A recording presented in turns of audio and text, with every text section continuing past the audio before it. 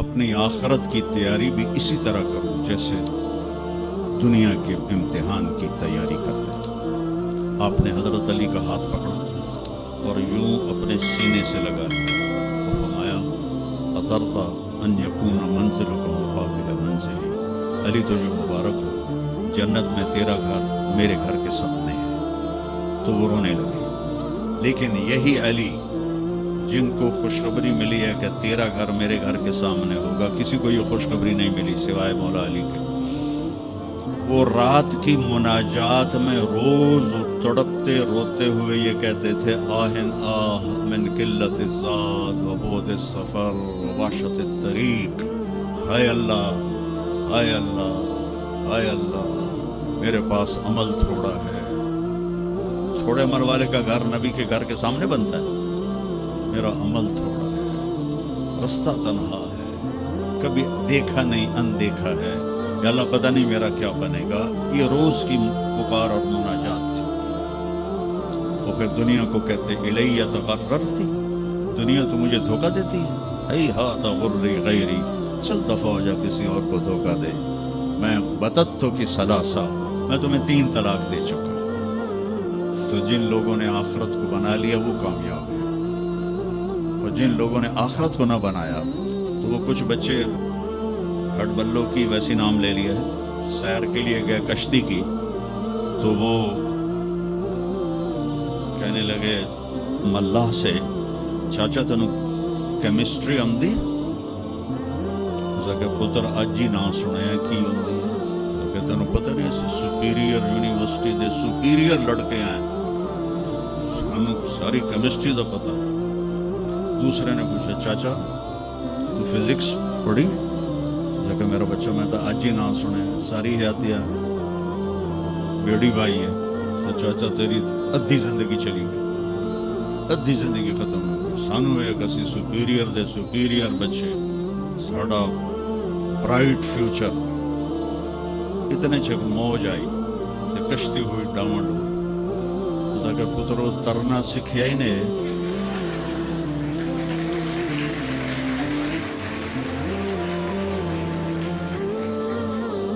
وہ آکھن لگے کوئی نہیں سکھیا، سوئمنگ پول کوئی نہیں سپیریئر ہے۔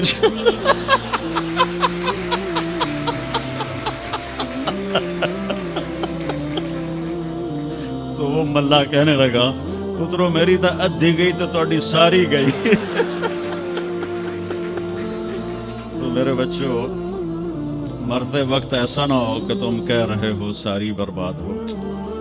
اپنی زندگی، اپنے نبی کی زندگی پڑھو۔ چند تو فرائض جو میں نے ابھی پہلے گنائے ہیں، اس کے علاوہ سچ انسان کو عزت دیتا ہے، دیانتداری انسان کو عزت دیتی ہے، رزق حلال انسان کو بلند مقام باوقار بناتا ہے، اور اچھے اخلاق فرشتوں سے بھی اوپر اس کو لے جاتے ہیں۔ آپ نے فرمایا جس کے اخلاق اچھے ہوں گے میں جنت الفردوس میں گھر لے کر دوں گی۔ تو نماز کی عادت ڈالو۔ کچھ بچے جی نہیں پڑھی جاتی، دن میں کوئی ایک نماز ضرور پڑھو، جمعہ پڑھو، ایک نماز ضرور پڑھو، وہ 2 ہو جائے گی، پھر وہ 3 ہو جائیں گی، پھر وہ 4 ہو جائیں گی، پھر وہ 5 ہو جائیں گی۔ میں نے جتنوں کو بھی یہ نسخہ بتایا وہ سارے اللہ کے فضل سے، گورنمنٹ کالج میں میرا تھا ساتھی، تو وہ پھر شفٹ ہو گیا انگلینڈ، کوئی 40-45 سال بعد اس سے ملاقات ہوئی، یہاں پاکستان آیا ہوا تھا۔ تو میں نے کہا نماز پڑھتے ہو؟ کہنے لگا نہیں۔ جمعہ؟ کہنے لگا نہیں۔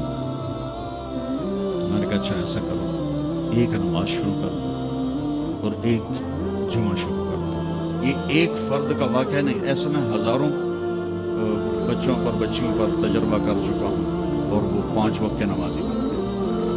تو 2 دن کے بعد فون پہ بات ہوئی تو کہنے لگا یار تو میں نے ایک دسی آئی، میں تو پنجے شروع کر دی تھی۔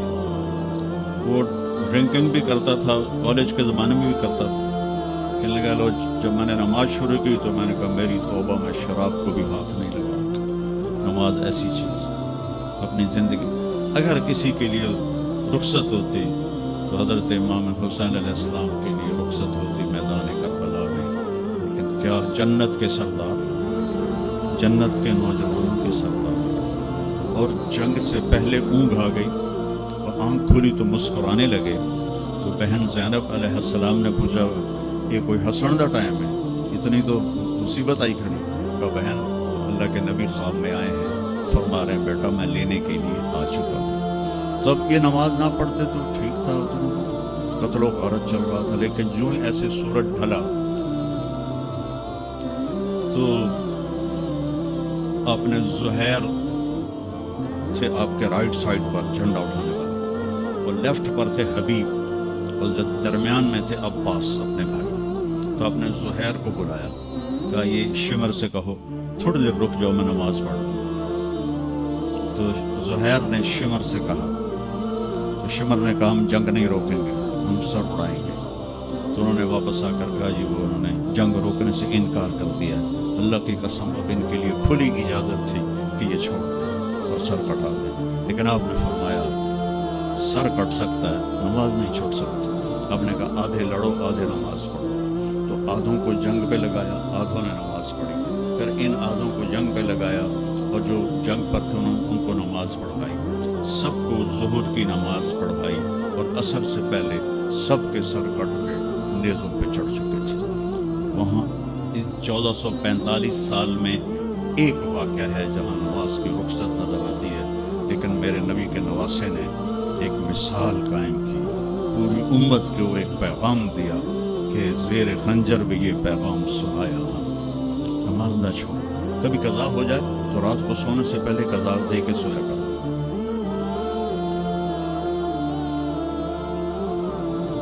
آپس میں کوئی لڑے ہوئے ہو تو کم از کم آج اتنی میری مان کو اٹھنا کہ سنا کر لیں.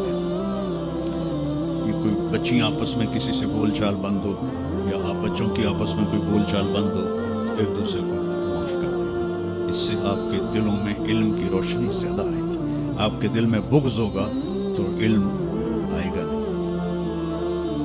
تو اگر اپنے حافظے کو اچھا کرنا ہے, اگر اپنے حافظے کو, تو دل سے سب کی نفرت نکال دو, اور پیٹ بھر کے کھانا نہ کھاؤ, اور اپنی نظروں کی حفاظت کرو. آپ کا حافظہ 16 سال والا رہے گا 70 سال تک.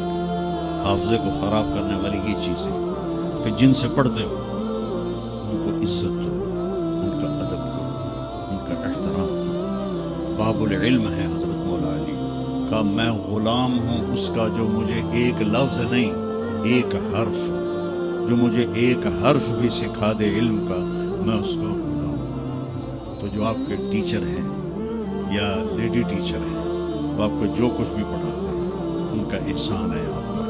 آپ ان کو عزت دیں, ان کو احترام دیں. ان میں سے کوئی دعا دے گا آپ کا کام بن جائے گا. تو میں اسکول میں تو دعائیں لے نہ سکا استادوں کی, لیکن جب میں مدرسے میں داخل ہوا تو میں نے اپنے سارے استادوں کی دعا لی ہوئی ہے, ان کی عزت اور ان کے احترام سے.